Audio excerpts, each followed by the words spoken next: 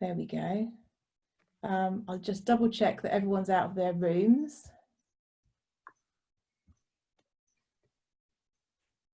I think we have everybody here. So I guess in Matt's absence, Chris, do you want to start? Oh, in fact, Matt's joining now, so let's just wait for Matt to join. But Chris, if you can then prepare to start. You have got the, I don't know if you want to use the share screen option, but you have got the ability to share your screen if you want. I will share screen, yeah. Yeah. So Matt, we're just this second starting. So I've just invited Chris to get to start the presentation, if that's okay. Brilliant. Yeah, thank you, Claire. Sorry for being late. Yeah. Okay, so I will present for group 1, which is, broadly speaking, the group looking at how we use teaching space and how we move between teaching space within a building.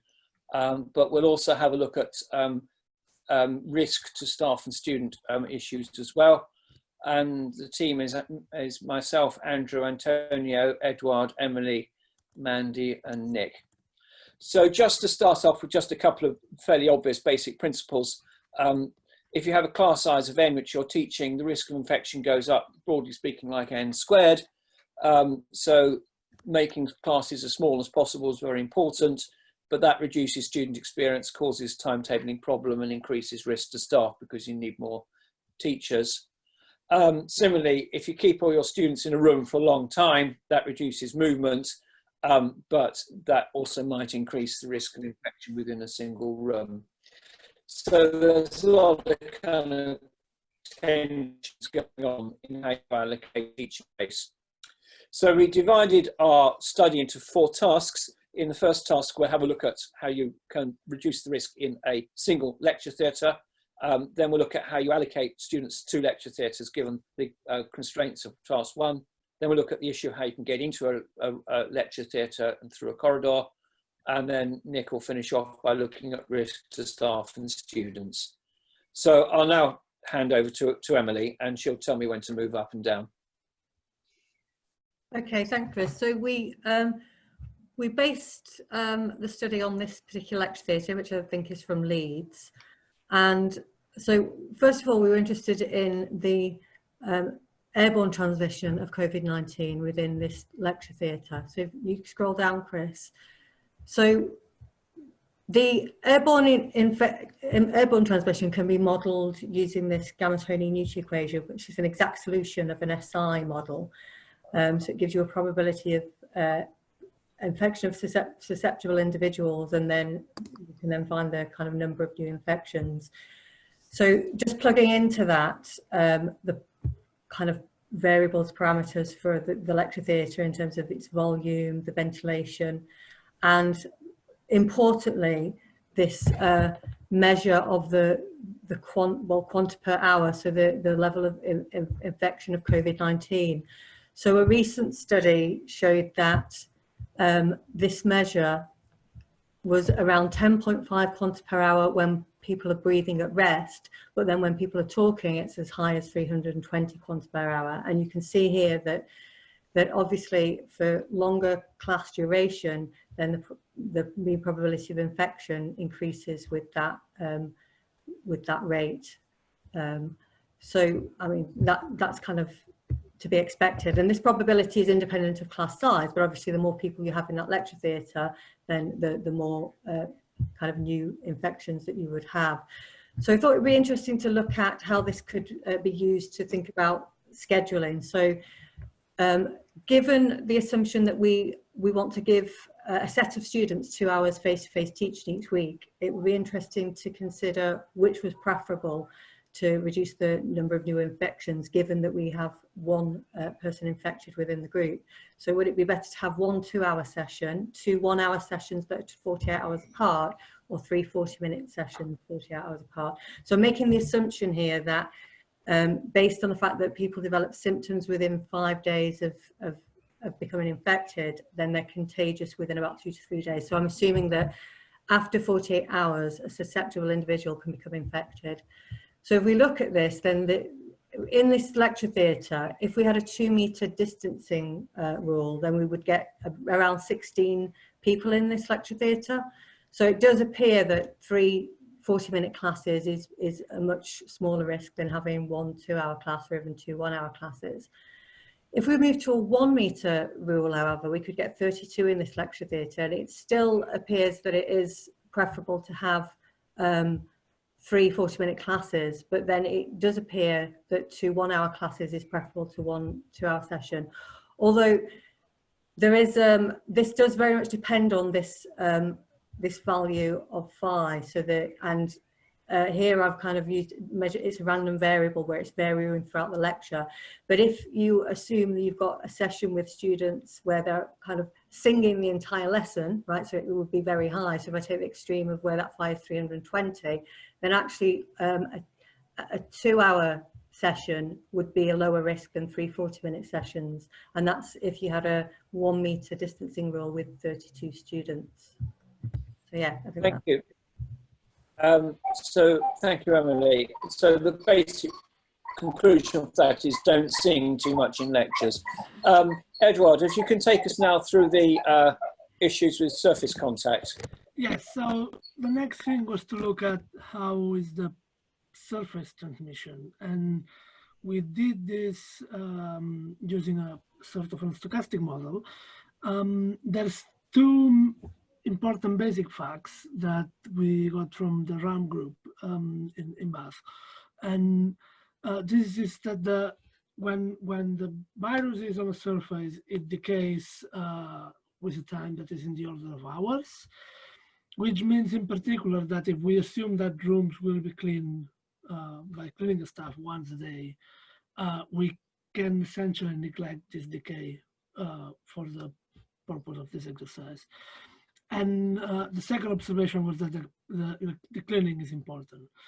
So for the basic model, we took the lecture theater that Emily showed before, and we modified it a little bit because, so in these lecture theaters, according to the scales in the picture, you can fit 20 students because you have to skip 1 row to keep the 2 meters distance between one seat and the seat in front, so the occupied seat in front of you. But also you have to leave 4 seats in between 2 occupied seats. In the actual room, there's 8 rows, but the first one is a little bit shorter, so I simplify things a little bit. I took the first one as equal to the other ones. But of course, all these details will be room dependent. The main assumption I did here is that students will enter the room and go to one of the seats following the shortest path, but they can touch seats on each way. So the black line and the red line are 2 example paths that one student will follow to get to one of the seats. Now, every time they touch a seat, if they are infected, there's a probability of leaving virus on that seat. And if another student passes by that seat, that it can touch and get infected itself. I'm saying infected, but I try to say at risk because it's possible that one student touches an infected surface, but then washes the hands and they don't get the infection, right? Well, can you scroll down, Chris? So the first example with this model was to look at what is the effect of the lecture length. So we had to fix some of the parameters. So we assume that the students clean the space at the beginning of the lecture with a certain probability. So some students will not follow the rule. We fix a 0.1 probability of infection if you touch an infected surface, and we fix the probability of 1/2 of touching seeds along your way. So if you pass by one seed that is not yours, that's 1/2 probability that you will touch it. And at the end of every day, the room will be cleaned completely. So what we see here in this graph is on the x-axis, there's the fraction of infected population. So how many students are infected on average. And it goes from 1 in 2,000 to 1 in 200. And in the y-axis, we have the newest students that are at risk, so that got infected by touching some contaminated surface. And what we see is that the longer the session, the better it is, because you move the students less, so they just are in contact with their particular seat. This is interesting because it means this goes the other way around than the airborne transmission. And once we have better estimate for the parameters, we can try to figure it out, what is the optimal lecture length according to these two factors. Can you go down, Chris? Thank you. The second example was to look at the effect of different cleaning strategies and hot sitting. And by hot sitting here, I mean this idea we mentioned yesterday about having some color coding of the seats or a system, so students in consecutive sessions don't sit at the same place. And to keep things simple, what I did here was, because we're using only alternate rows, I assume that in one lecture they will use, say, odd rows, and in the next lecture they will use even rows. But of course, this can be improved depending on the actual setting in the lecture theater. The rest of the parameters are as before, and I fixed the lecture length at 60 minutes to have less lines in the plot. So the blue line is the control situation. So these are students cleaning the desk when they arrive, but sitting always in the same rows. The dash, so the second row, is when they alternate between odd rows and even rows in consecutive lectures, and you can see it already has an effect. Then the other two alternatives we consider here are what happens if the student clean at the end of the lecture as well as at the beginning.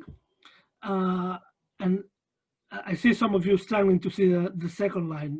Both lines are in the same place. There's no difference between the last two. So the dot dash line is students cleaning at the end.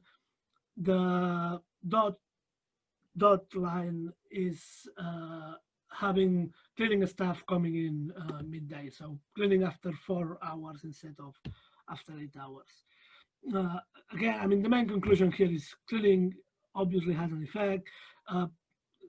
Cleaning strategies like asking the students to clean at the end may be difficult to implement in terms of how you distribute the wipes and things like that. Cleaning strategies like cleaning staff coming in require more staff. But yeah, I think I mentioned the conclusions on the way, so I think that's all we have to say in this section.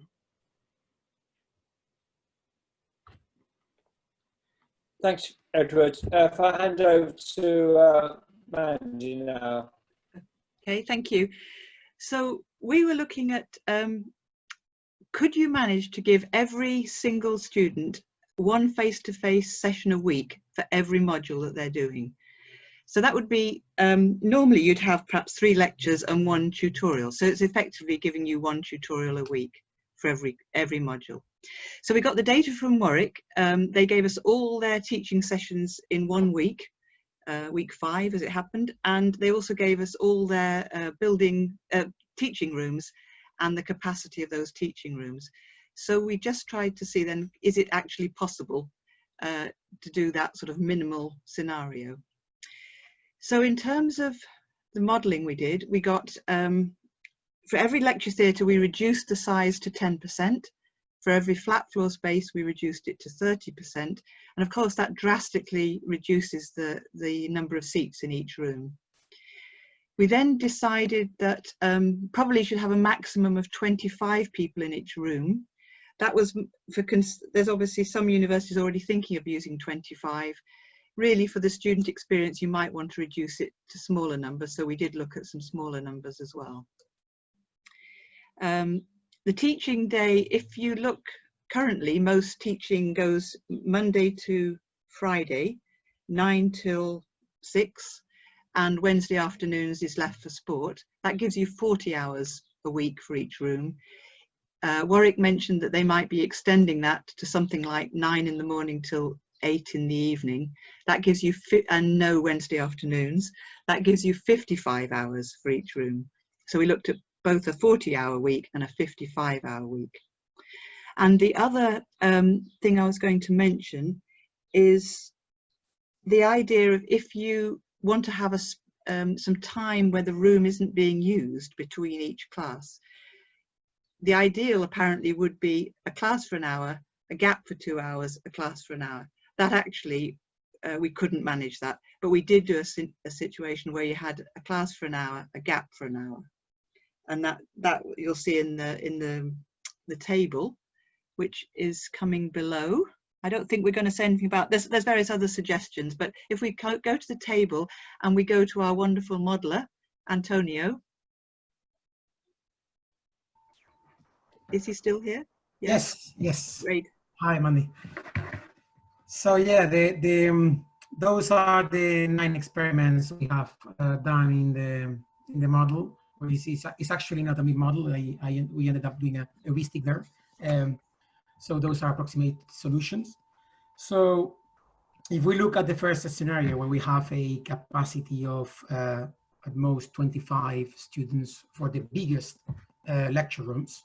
Of course, in the data, we have also the rooms with less capacity there, allowing 55 hours.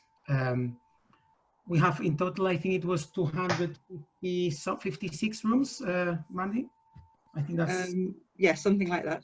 Oh yes, 256 rooms, yes.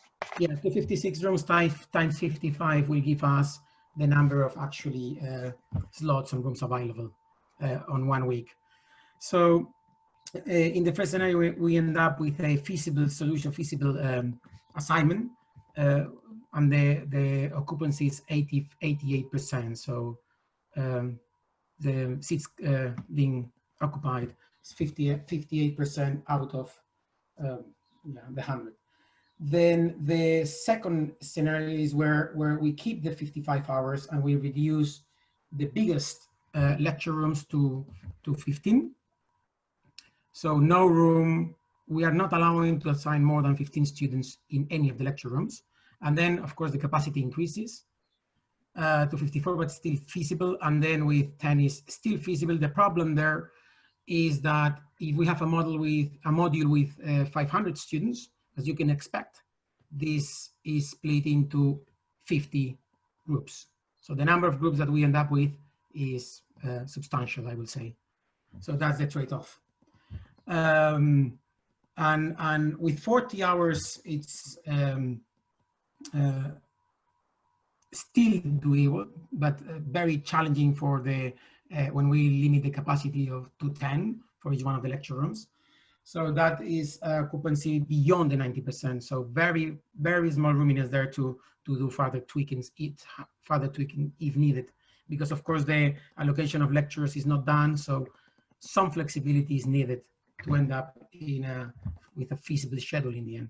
So I guess for the 25 and 15 is fine. For 67 and 76% occupancy is fine, but 90% is, I would say, it's borderline.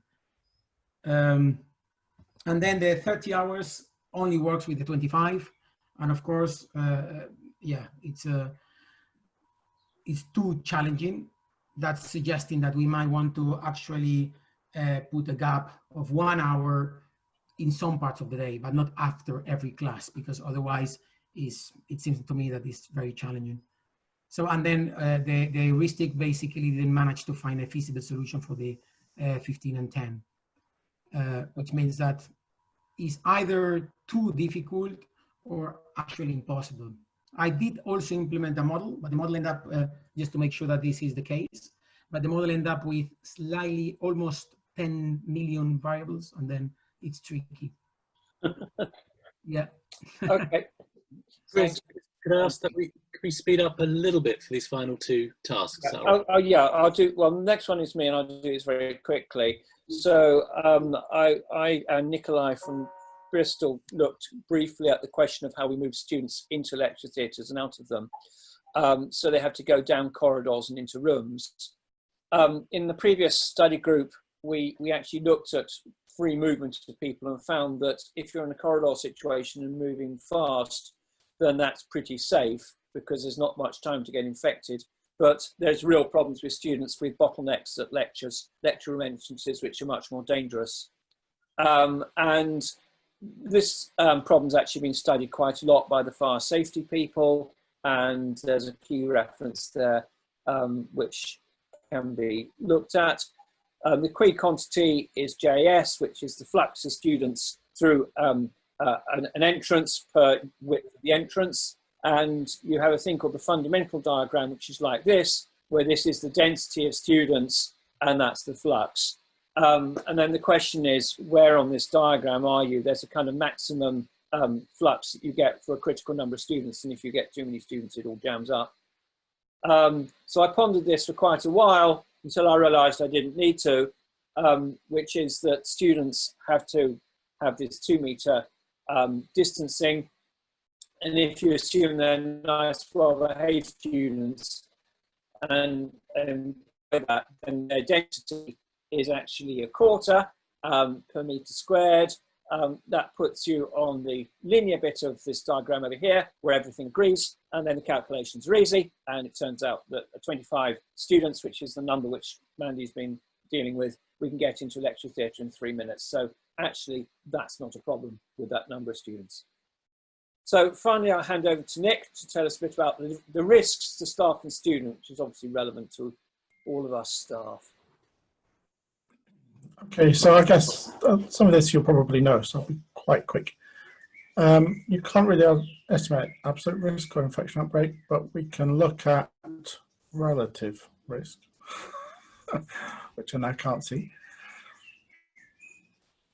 And remember in this that most people who catch COVID will recover fully, so it's more likely to affect staff than students. If you look at students as being the age group 15 to 24, then for staff between 24 and 44, they have a risk of dying that's 6 times greater, and in 45 to 64, a factor of 62 times greater than for the students. And that's a factor of 10 for every 20 years older. Differences in gender, there isn't much difference in catching disease, but males have a risk of about twice that of females of dying from it. BAME individuals, the current data suggests that there's a larger risk of catching and dying from COVID, but that risk might be more in catching it and to do with occupation. So BAME students might not be at a different risk to everyone else. Pre-existing health conditions, of course, affect things. There'll be a group of students, probably less than 20%, with pre-existing conditions who will need to be entirely taught online, so we need to cover that. How many people have COVID? At the moment, about 1 in 1,600. And if you look at impact on staff, if you scroll down a bit to the tables, Chris. So I looked at a university N with 6,000 staff and 33,000 students. About 8% of those have been affected, and the remaining uninfected at the moment. And at a medium infection rate going forwards, as of now, about 3.5 of those will become affected, and including the students, about 20 total out of the 33,000. But then if you look at track and trace, this multiplies these numbers up quite a lot. So if you go to the highest numbers, 40 times the total infected will be isolating, and that gives you about 800 at a medium rate. If you go back a month, the highest number of people isolating will be 3,500, and in a university of a size of about 33,000 in total, that's quite a lot of people isolating. I have to say, there's a caveat to that. At the moment, the government are only detecting about 2 people in track and trace for every 1 person infected. If you scroll down a little bit more, there's a few sources. A little bit beneath that, some advice. And the only thing I pick up on from that is that the law itself is complex, but an overseas student coming back to the UK or coming to the UK for the first time will have to isolate for 2 weeks. And it will be a criminal offence for them to go out and buy food without extremely good reason, which would then breach their visa conditions. So they'll need to be carefully managed in that time. Okay. Okay, thanks, Nick. So that's our presentation, Matt. Thank you very much. Probably got time for one question. Somebody wants to raise their hand. If not, we'll get everybody's everybody's feedback in one go and then take some questions at the end. But unless there's any urgent questions right now, can't see any hands being raised, and we haven't got a huge amount of time. So why don't we move on to the next one? Thank you very much, Chris and team. So this was with Lars, I believe. Lars, are you happy to kick off? Yeah, I would kick off. So at some point I will share my screen and then others will take over. So let me start. So we were group 2. Main idea of our group, or main goal of our group, was to look what happens on campus. And in our first discussion, we identified 2 big topics that we needed to take on. One topic is the topic of bubbling and how bubbling should work or could work. And the other topic was movement of people, of students, staff, and so on once they leave buildings and how they move around campus. And as we did, we split our group into 2 parts. And the first group will be presented by, was the group talking about bubbling, and that will be presented by Tristan. Let me share my screen. And now you should be seeing my screen. And yeah, Tristan, please start off. Okay, yeah, brilliant. Thanks, Lars. So we were looking at the impact that social bubbles could have on the impact of epidemics on a campus and how this would be feasibly implemented in any way. So we first decided to limit the scope of what we were looking at to something slightly more achievable for the 3 days. So instead of focusing on the full student population, we considered students who live on campus in university-owned accommodation. And these are actually the only students who universities could enforce a strict bubbling policy, because bubbles by definition are exclusive, and if you're not living on university accommodation, you don't have control on who students are living with, and therefore who they are interacting with on a close level. We think in particular about first years and freshers who may benefit from more direct guidance, and we looked at some data from a British university, and that supports that this subgroup is a large proportion of the university population.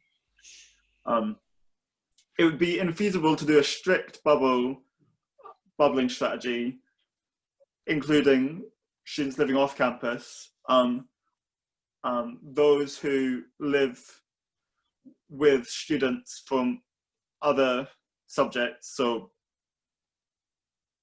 any students in 2nd or 3rd year, or bubbles that try to teach overlapping cohorts in some way. This would violate the exclusivity assumption of bubbling. So we thought of our sort of simulation population as a campus-based university, where bubbles could be based on something like degree course, where people in a bubble shared timetables and had small class sizes. Electives were 1 per student, and this would probably be done electronically, and bubbles would be housed together on campus. One thing that's important to note about infection in student populations is that infectious individuals will be difficult to identify through voluntary testing, because many or most will be asymptomatic. So this is something, and this is confounded by the fact that symptoms may be confused with freshers' flu. We consider that bubbles that contained infected individuals will be locked down as a group if they are tested for being infected. We assume that most leakage is controlled, but this is something we look at, the impact of leakage. But that there is still contact, individuals still have contact outside of a bubble. which is inevitable. So we based our modelling on two different approaches. The first of which is a modelling approach that has been used to look at social bubbles, but in a different context before, which there is a link to there, which involves the evolution of a disease on a generation by generation basis, and incorporates the network structure of an underlying population. And this can tell us the final size of epidemics. We use this to assess the impact that different sizes of bubbles may have on the total number of people infected. If you had a case where individuals had no chance of infection from the community at large, then any bubble strategy would be fine, really. It wouldn't matter on the bubble size. But having no transmission from the wider community isn't possible. Even under the current lockdown that we're in, we don't have zero risk of transmission from the community. And certainly by September, people may be more relaxed, people may be going to shops more, and people will inevitably have some chance of infection from the community. And one of the things we see is that as we increase bubble size, their benefit quickly diminishes if there's any community transmission. So if there are large bubbles, so say bubbles of size 48, there really doesn't need to be much chance of getting infected from the community before the exercise doesn't really have a direct impact on the size of epidemics we see. If we restrict this to bubbles of size 12, the impact is sustained for longer, but it's hard to say what the community reproduction number would be likely to be in this situation in September, which would be something to be monitored. But I think, if anything, I think the 0.5 is maybe conservative, and that's the furthest right on the graph. We omitted values on the y-axis deliberately because our results should be taken qualitatively and not quantitatively at the moment, because the specific levels of things do depend on some underlying parameters. So we used the generation-based approach to assess that, but we also compared this to a time-step SEIR simulation model that also works on networks, which was parameterized with the same things in mind so that the two models are comparable. And this is something that Jess spearheaded. This time-based model is necessary for understanding the impact that testing may have, because in the previous model, being exposed to infection wasn't an explicit time class, and this state doesn't have an impact on the final size of epidemics, but if you have a control measure like testing, it may well do. But other than the fact that they progress in slightly different ways, they're essentially the same model, and they're parameterized to the same things. And so we looked at assessing the impact of testing individuals. And here we think of testing as random testing of students every time step. So this is relating back to the point that lots of students will be asymptomatic and therefore won't be the ones who present themselves voluntarily to testing. So if you were to wait for that, you wouldn't be that wouldn't really be a feasible control strategy. In this first plot, we look at a situation oh, and in these plots, we consider the smaller bubbles, the size 12 bubbles, which are the more feasible ones in terms of controlling the epidemic. And we see for a very low number of extra bubble contacts, so contacts that are close but outside of the contact, if there's really not many of these, a low rate of testing is sufficient to control the epidemic. But if we have larger numbers of extra bubble contacts, then we actually need a high rate of testing to control the epidemic within the university setting. So the take-home message from these plots is that there would either need to be a very low amount of interaction between bubbles, or a very high rate of testing. So we think our model could be extended in quite a few ways to add some more realism to things.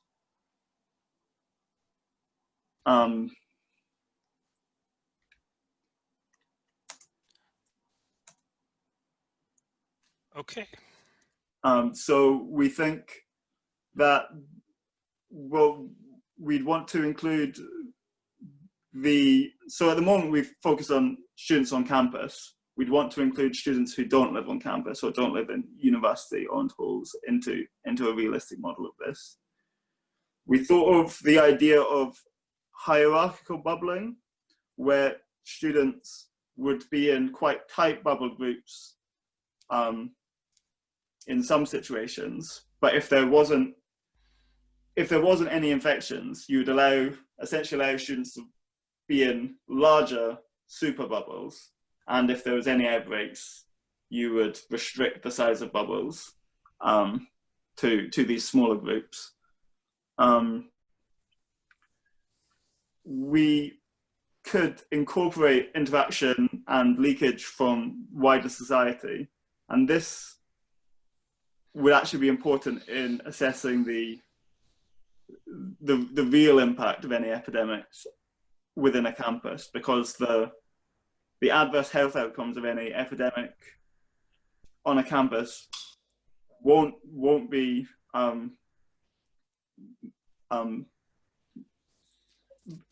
massively borne by the students, but it will be borne by the staff and the working population and the wider population surrounding the university due to the age demographics.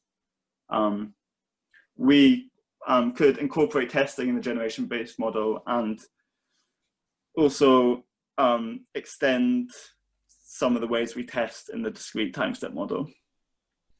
So I think a couple of things, and we suggest a couple of plots that we could look at. So how the rate of testing would affect the size of bubble that is possible, and how the level of outside bubble transmission would affect the size of bubble possible.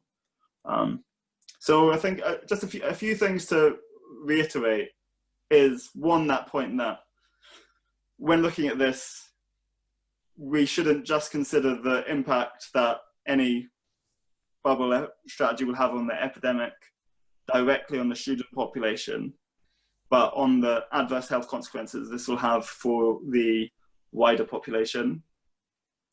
For anyone thinking of practically enforcing a bubble strategy, the size of bubbles and the sort of strictness of bubbles will impact the extent to which students adhere to those measures. So you could imagine a situation where if you make bubbles too small, students won't pay attention to them. And I suppose a last point is that decisions surrounding whether implementing social bubbles are a good idea should be well founded in research that is based on good parameters. But our work suggests that certainly social bubbles aren't a silver bullet. And Okay. that's all for me, Lars. Okay, thanks. The second group, as we said, looked at flow, and I will hand over to Tina. I think we can just show the toy model a bit. Okay, good. Yeah. I mean, I will talk about how we formulate everything, the ideas and everything. Please go ahead. Okay. So for our bit, what our understanding was trying to model the flow of students around the campus. That it was the original ideas. But after a day and a half, we were doing the literature review. There was literally no study focusing on this side, because most of the time when you consider a pedestrian moving around, you don't have the way like forcing people to do certain things like we can do in uni. So we talked to a few experts, and then we formulate a model based on our own ideas. Well, here we're only considering a really simple general situation for a campus with one building and one bus stop and one choke point in the between. You can consider it as a special building they have to pass through in order to go to the other one, or it's a bridge or a special setting. So what we did is with the boundary, so one boundary condition, we trying to connect ourselves to group 1 and group 3. What we did is our focus is only at the entrance bit of the building. So this is also where most of possible of infection is happening. So we're trying to see whether we're going to form a type of any type of bottleneck situations there. And then there's, for this problem, we came up with 2 broad approaches. So one is like assuming this problem like a continuum model, like a gas dynamic in PDEs, or in the microscopic discrete event simulation. So this for this really nice simple simplification of this model, we built a continuum ODE located at just the point of entering or leaving at the gate for each node. So we have basically 3 nodes, as I mentioned, but for each of them, you can leave and go. But the difference for the choke point is you enter, but then you have to leave. There's no waiting volume inside. But this could be for any of the 3 nodes. You have the situation, people can come to the location, possibly waiting to enter or waiting to leave. This could happen to certain of them. Okay, so the simplest possible geometry consists of this current 3 nodes or 4 nodes in a way, because the choke point contains 2 sides. And you enter from this side and then you leave from that one, or you enter from this one, you go from leave the choke point from this side. So we connect these 2 buildings, and you can, as I said, you can consider one of them as a bus stop or just literally 2 lecture halls or whatever. And then we assume that by changing our schedules, then you can arrange how people are moving around with this input frequency or inflow frequency as alpha I or AI, and the leaving or departure frequency or is modeled as Li, but these 2 bits need the formulation from group 1 and group 3, as one is coming out from the building and the other one is coming into our system from the bus stop or something like this. So the key idea is we have this form of congestion function which have the flux through each node as xi being entering and yi being departing. And they're approximated by the change of people arriving at the node. And so then we can see in our graph, we form this set of equations, but the changes we need to note is not a linear change. And how do we model or modify this bit is for this dx over dt, we consider the combined effect of people coming. If there's no one waiting, then they can just walking past. But if there's people waiting, then they have to keep the distance, and there's a congestion forming. So by considering the capacity of the door, then we separate the two bits with X and Y, and the congestion was modeled by a nonlinear changing effect using a Heaviside step function. So this just mainly to make sure we won't have any negative value when there's no congestion happening. Yeah, and for the two sides of entering, for the boundaries, if you remember, I mentioned about the AI or alpha I or Li leaving and entering the system, then we're just assuming them to be a Gaussian distribution, which you can change them over when there's more detailed results from group 1 and group 3 coming. Then by running this, we have a couple of 8 sets of ODEs, and we're planning to solve them using a built-in solver on Python, but the solving bit hasn't been done. So we're running another set with a discrete model. I think maybe Lars can explain a tiny bit more. Yeah, as sort of, the idea was we wanted to have sort of a comparison, and so we hacked up a little sort of discrete event simulation of people moving around. As we don't have sort of the continuous version, we didn't sort of match them up in any way. But what we took away from sort of playing around with these models a little bit, even though, or at least the discrete model, is just the original question was, what happens if you stagger lectures? Does it really help you? And the answer is, it might not. It really depends on the geometry of your campus. And so this is something that you should keep in mind, that you should do simulations or even tests, but probably simulations if you want to experiment with these kind of things. Thanks.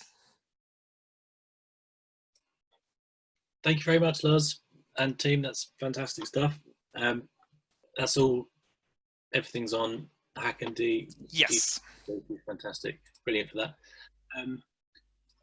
So next we have group 3. We'll take questions at the end if there are any, if that's okay, on the group 3 groups together. So group 3 is Ed, I believe. Ed, are you happy to talk to this? If you are you able to unmute yourself again? Yeah, actually, if Kieran Quain is online, he was going to talk since okay. He made most of the slides. Great, thank you. Perfect. So I tell you what, Ed, I think, request control of your screen so I can press the arrows. That might be even easier. Might not work. I don't know. If that doesn't work. Oh, right. Perfect. So we're group 3, and we've kind of, our topics of consideration, we have 2 problems that we're considering. There is significant overlap between the 2 in themselves, but the 2 things we kind of narrowed down were transition between universities and their surrounding communities. And then the second problem was a transport problem and looking at capacity, demand management, and transmission risk within transport. And I'll try and go into more. I'm aware of time as well. So if we consider the first problem, which is our university contact networks, we first really thought about, well, what are our issues? What are the things we need to consider to actually look at this problem?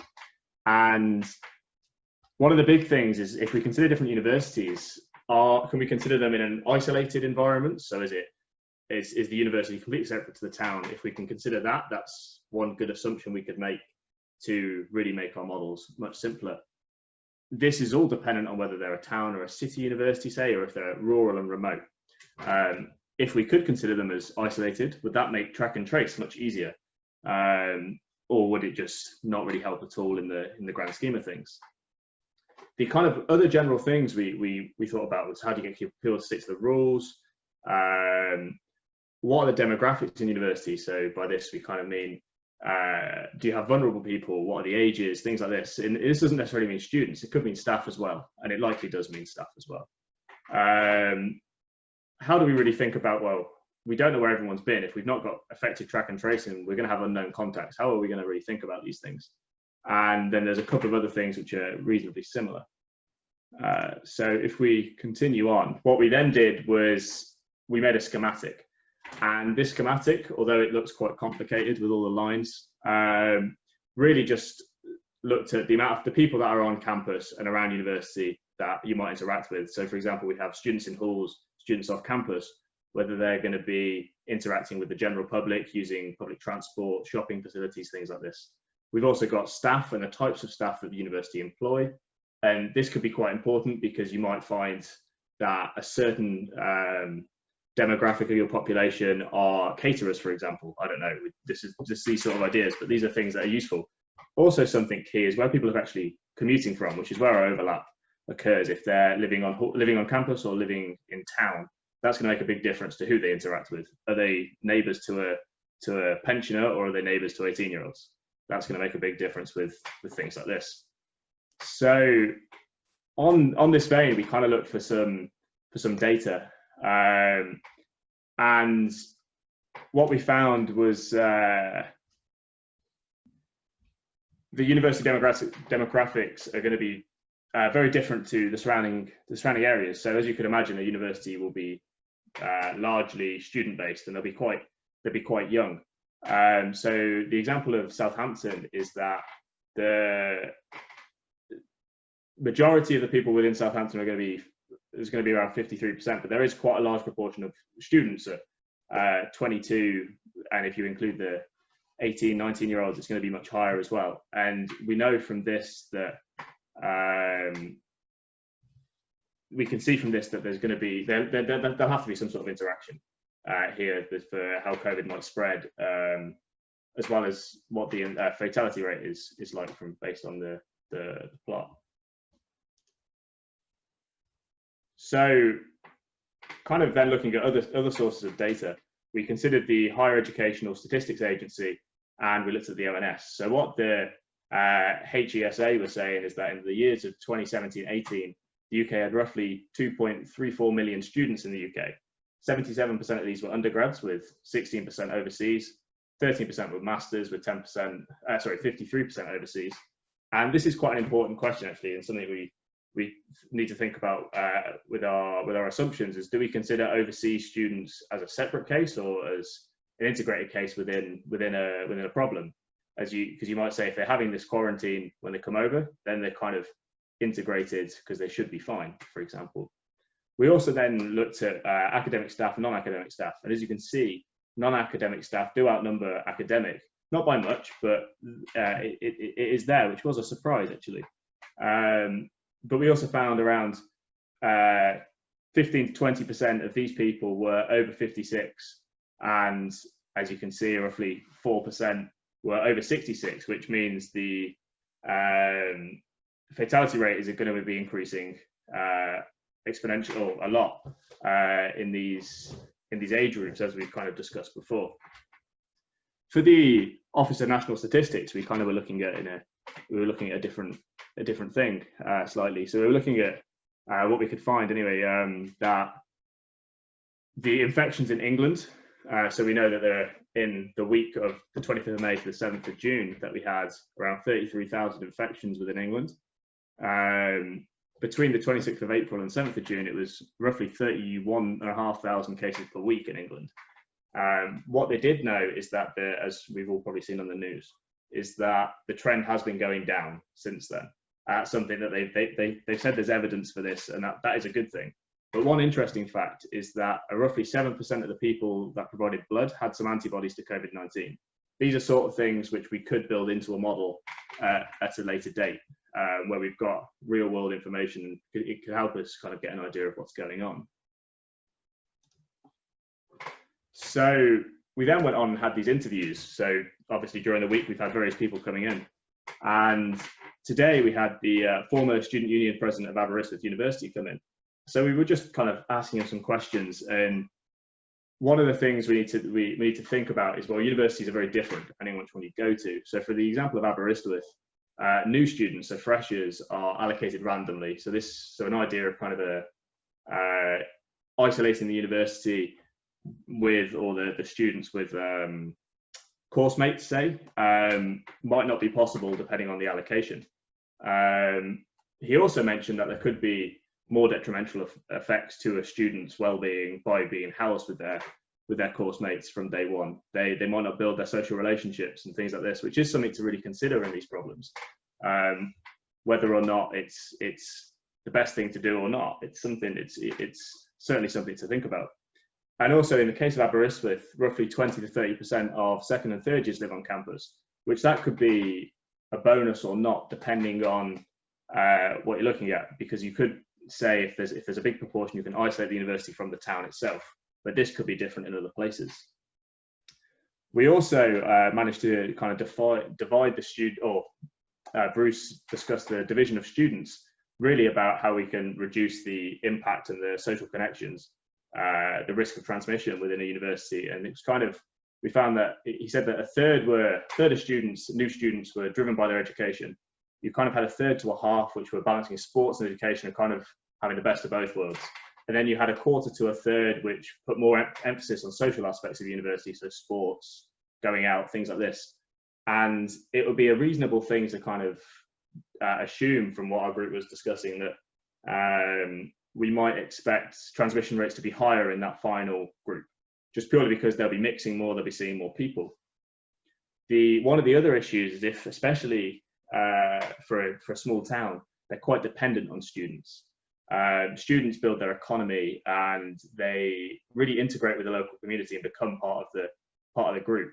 This was an issue which Aberystwyth does have. They try and get students to be the town because it's a small place. There's roughly 10,000 students to 10,000 people. I can't quite remember the numbers off the top of my head, but because of that, it might be very different to, say, Edinburgh, Bristol, London, you know, or it will be very different in that sense. The other thing where we kind of thought about this track and trace idea, if we can isolate the university and then maybe track and trace, would that work? But there was a key point he made that he found while he was a student president, and kind of students are very apathetic with everything, which means they might not have, or they might be very keen on kind of downloading an app, logging in their locations, things like this, which we could see why that would be an issue in the long run for really keeping on top of, if an outbreak was to occur, when's the university going to know, for example?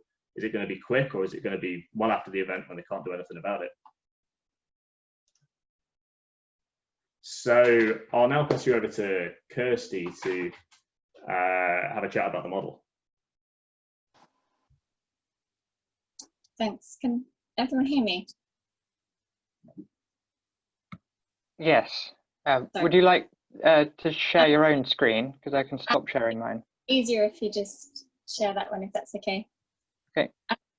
So we wanted, yeah, okay, thank you.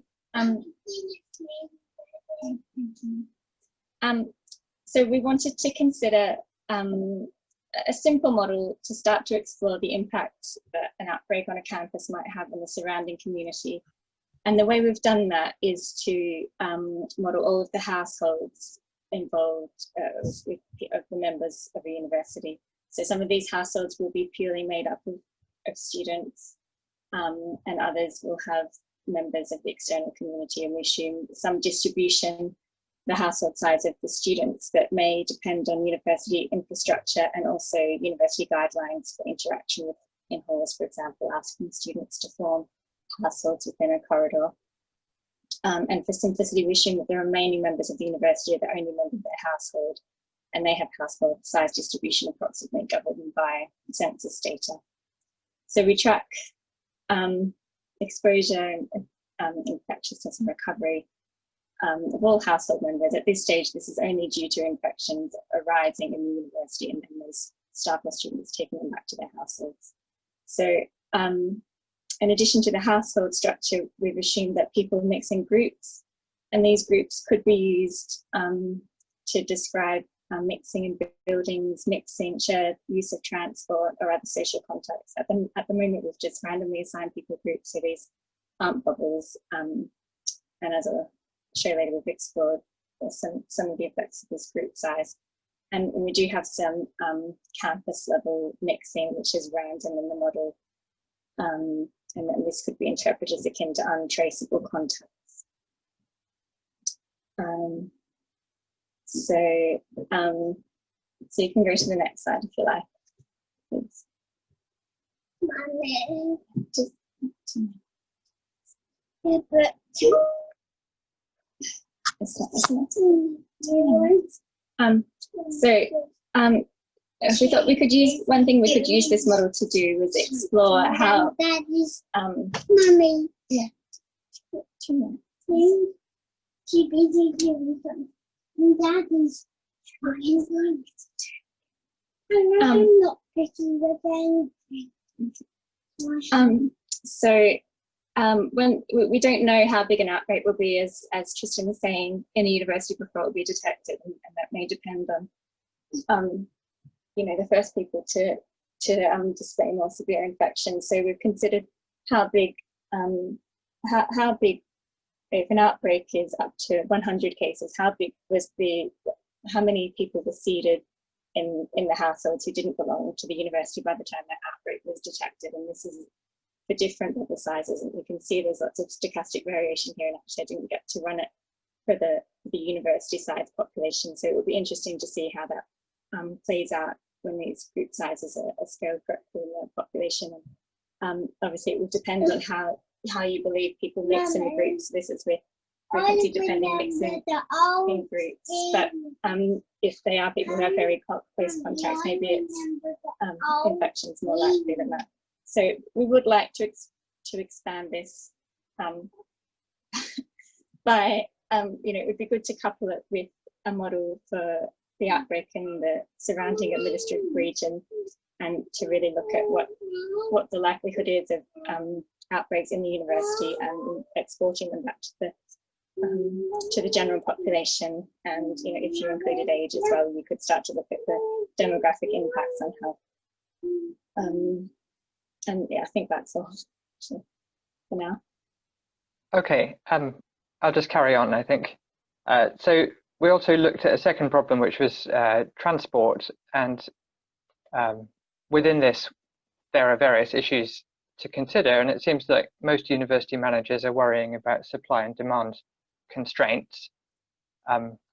Transport is also a major source of interaction between university and community, and as Kieran was saying, that's actually a big corporate social responsibility issue for universities, because of the fact that the surrounding community contains people who are many, many times more vulnerable than the majority of people on campus.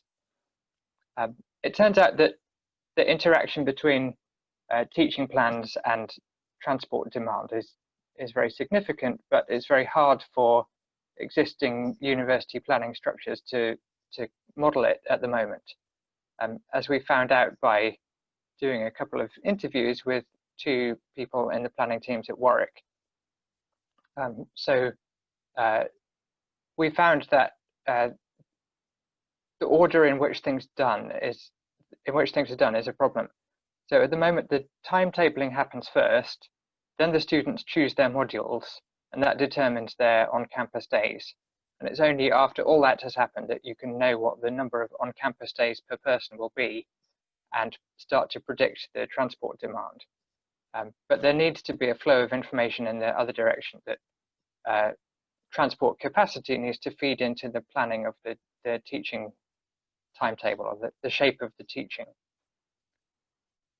So we talked with a couple of people in the planning team, the Director of Transport and Mobility and a Head of Strategic Programs in Estates at Warwick. They know pretty well what the capacity of their transport system will be.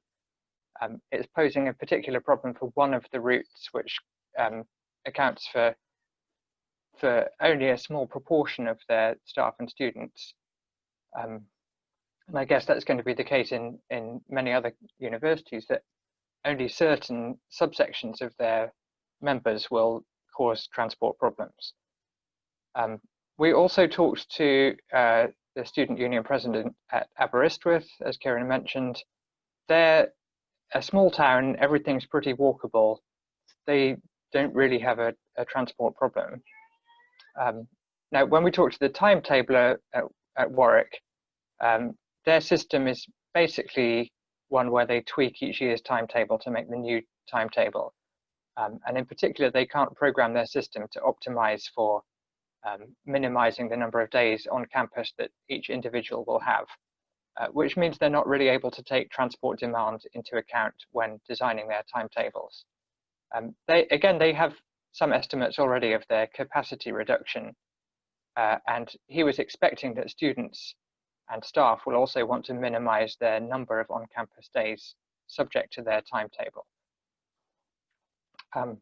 Modeling transport is clearly a different problem at every university, but it would be of interest to do two basic scenarios: a city-based university with integrated local transport where most people on the campus are actually using public transport, and a more remote university with its own dedicated transport, something like Warwick, for example. So I think our main recommendations are that simple tools are needed so that transport demand can be predicted solely from the basic shape of teaching choices. That does require data to be gathered, and most importantly, it implies that the transport planners have to interact with the teaching and the space planners. I'm aware we're over time, so I think I will stop just by thanking my team. Thanks a lot. Thank you very much, Ed. All fantastic stuff, and particularly amazing Kirsty's incredible multitasking there. I think that was the most impressive thing I've seen for a long time. Yeah, sorry for overrunning. That was my fault. 3 lots of half an hour are not equal to an hour, but thank you everybody for speeding up and fitting in pretty much within time. If people have to go and want to do it now, then feel free. I'm conscious that I said 4:30 and it is over 4:30. Else, we can have some questions for some of the speakers, if there are any forthcoming. Particularly, I don't know if Richard and Julian are still online and whether they had any quick responses to any of that, things that they would like to hear more about that we could perhaps pick up offline, or Yep. or any university management. Yeah, Julian, please. Yes, if I just have a quick word. I greatly enjoyed the last hour. Thank you very much for inviting me.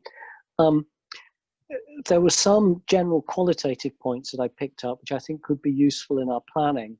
But inevitably, for these models, the input assumptions and aspects of layout of the campus could have a considerable effect. If it came to it, how difficult would it be to rerun any of those models based on assumptions from my campus? So Chris, your group looked at lecture Yeah, theatre. basically no real problem. I mean, if you could give us data on lecture size of rooms and some idea of the kind of schedule, then it's basically the same problem transposed over. So I think that could work. That could be really helpful. Thank you. I'll talk to my Heriot-Watt colleagues. Obviously, Oh, you're Heriot-Watt, are you? Yeah. I mean, thank you. Yeah, I mean, Heriot-Watt is a campus similar to Warwick in a way, and similar to my own campus of Bath. So yeah. Indeed, although some differences of scale and course, building yeah. layout, which could actually be quite interesting to look at. So thank you for making that offer. I appreciate it. Yeah. Lars, any comment from the broader campus-based?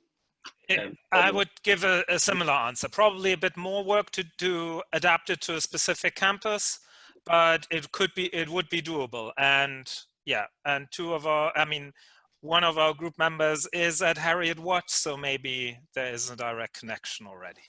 That's what I had noticed. So yes, thank you for that. As was one of our group members as well. Oh, very good. Yeah, from group 3, I would just say your planning teams almost certainly have all the data they need between them. It's just a case of making sure they talk to each other. Thank you. It's very helpful. Yeah. That's a very interesting point. Maurice and perhaps Nick as well, on the kind of communication side and the visualization side. I know, Nick, you've done a little work on the town level stuff.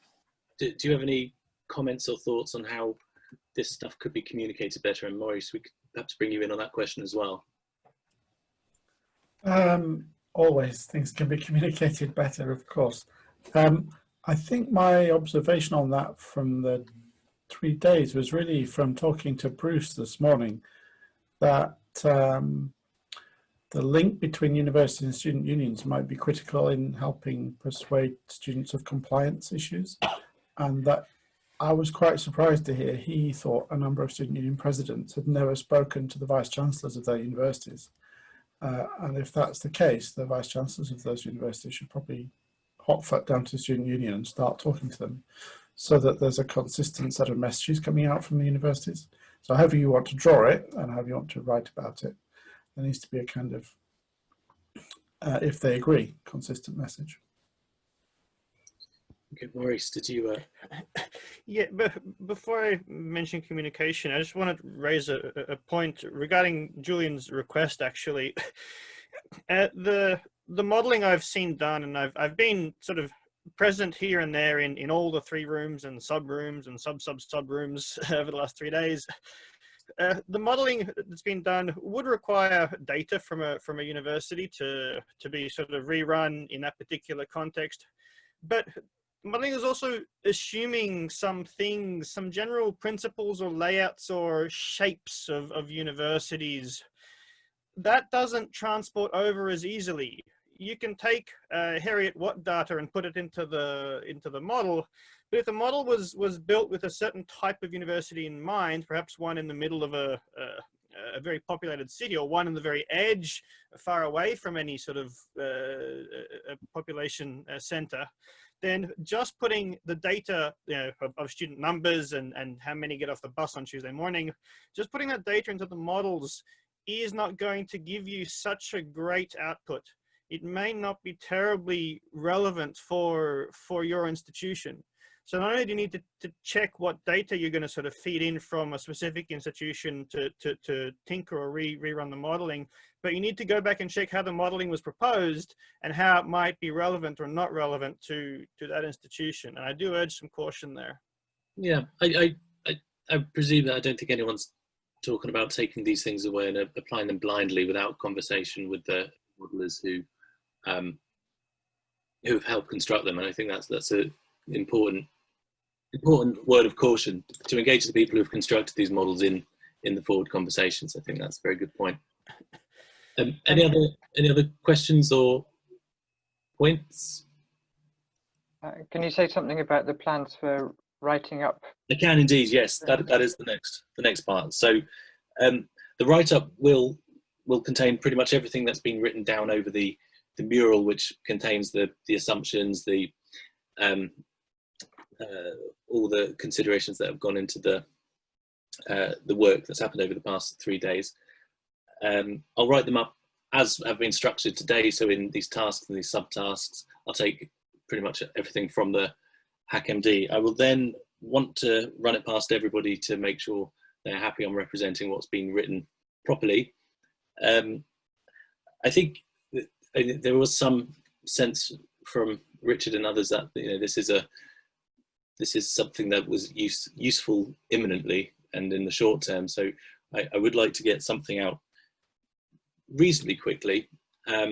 So I would be happy to get a first draft out to everybody. And I don't know if it's everybody who wants to see it or the people who have been facilitating each group, perhaps in the first instance. By the middle of next week, I think seems reasonable. And then maybe a week on top of that to feed in any corrections, things that need to be noted on top of what's already there. So that'll be an overleaf template, will it, that you'll do it? It will be, yes, it will be, with everything in together. And I think if we can use that and make sure the framing, again, Maurice is right, that this is a document that should aid in a conversation with the people who want to, who have these problems to consider. That will be the next step. There's also, I don't know if Kira's online or someone from the Gateway, there's also a interest from the... I'm here, sorry. Okay, did you want to talk to the interest from the IDP program quickly?